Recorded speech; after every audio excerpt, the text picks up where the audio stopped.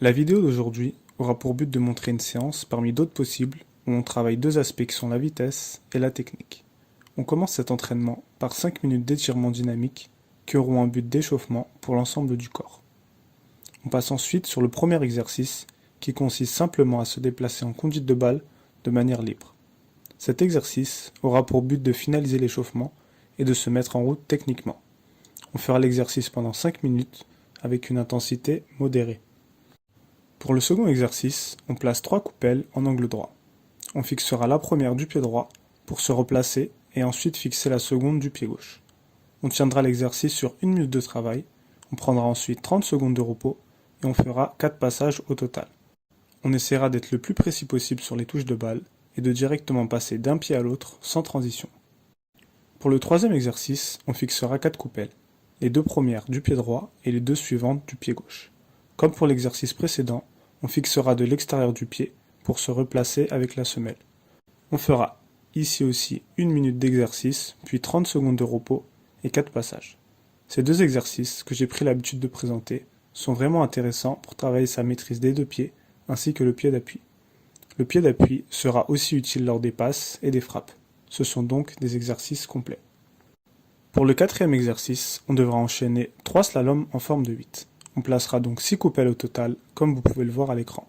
On prendra 30 secondes de repos entre chaque passage et on réalisera 4 passages au total. On essaiera de mettre une bonne intensité afin de se mettre en situation et de progresser au mieux sur l'exercice. Après avoir réalisé 4 exercices techniques, on passe à présent sur un travail de vitesse. Le cinquième exercice consiste à se laisser tomber puis à sprinter sur une quinzaine de mètres. Le mouvement de départ nous mettra tout de suite en position de sprint et aura pour but d'améliorer notre accélération. On fera 6 passages sur cet exercice avec seulement 30 secondes de repos entre chaque passage. L'exercice suivant se fera avec une échelle de motricité ou encore en plaçant des coupelles. On travaillera un pied après l'autre. D'abord le pied droit, puis en se replaçant en marche arrière et en faisant le pied gauche. Après cela, on prendra 20 secondes de repos et on fera 7 autres passages. On essaiera de s'aider de ses bras et de réaliser le mouvement le plus rapidement possible. Le septième exercice se fera aussi à l'échelle. On sera cette fois-ci à cloche-pied. On fera 2 sauts latéraux suivis d'un saut vers l'avant. Une fois la jambe droite terminée, on se replacera rapidement en marche arrière pour enchaîner avec la jambe gauche.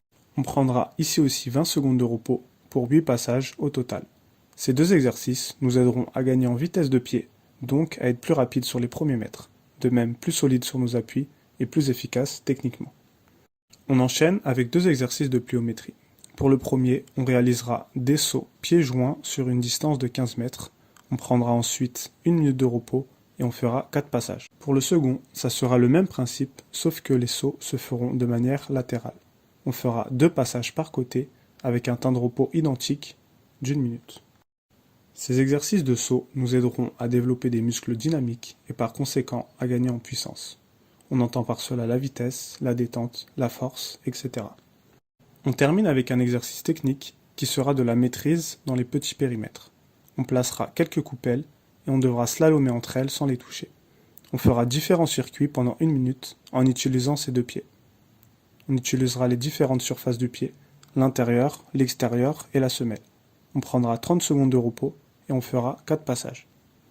Ainsi s'achève cette séance ciblée vitesse et technique par des étirements en statique.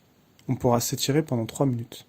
Les étirements dynamiques sont donc à faire en début de séance et ceux en statique en fin de séance pour faciliter la mise au repos.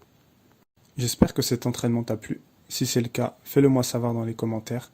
N'hésite pas à t'abonner si ce n'est pas encore fait. D'ici là, on se retrouve très vite pour d'autres contenus sur l'entraînement. Et ben voilà, je recommande ce livre pour les footballeurs. Karim Tarwat, on est ensemble.